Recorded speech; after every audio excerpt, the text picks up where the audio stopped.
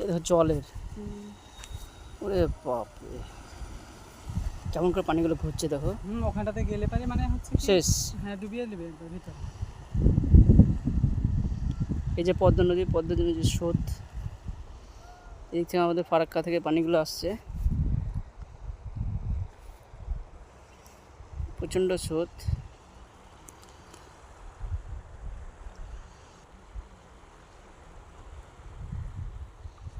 এই যে পদ্মা নদীর, সেটা না বাংলাদেশ, আর ওটা কি ওগুলো?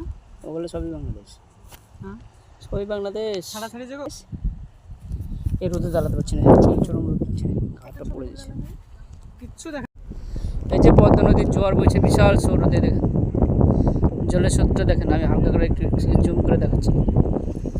জলের স্রোত, বিশাল আওয়াজ হচ্ছে।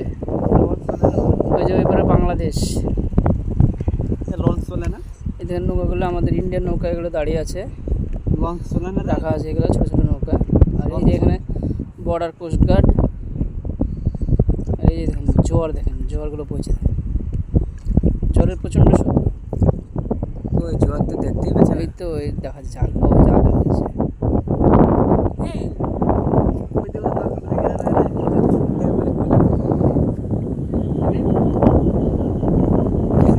পাখি খাওয়া খুব শখ না, পাখি বাংলাদেশ ওগুলো পানিগুলো তো হরমার করে যাচ্ছে না। ওরা ফারাক্কা নদীর, ফারাক্কা ব্রিজের পানি এগুলো আসছে। তাহলে এই নৌকাগুলো ওই ধারে ওই পার যায় না? এপারে ব্যবসা করে ওরা, ওই যে নৌকা পাল তুলেছে।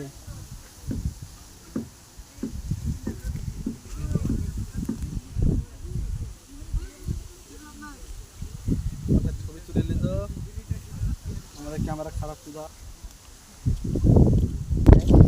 এই যে আমরা এখন চলে এসেছি বাংলাদেশ বর্ডার সীমান্ত এলাকা, পদ্মা নদী। পদ্মা নদীর আশেপাশে যে নৌকাগুলো দাঁড়িয়ে আছে, এই যে পদ্মা নদী।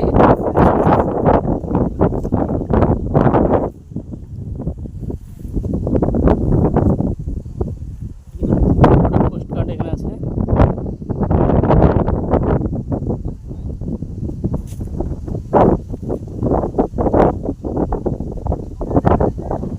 বিশাল স্রোত, প্রচুর জল। ফেলে দিন এখানে ফোনটা, ফেলে দে নতুন হবে বাবা। পানিতে পদ্মা নদীর পানিতে হাত দিয়ে দিল। হ্যাঁ, পকেটে ভরলে পকেটে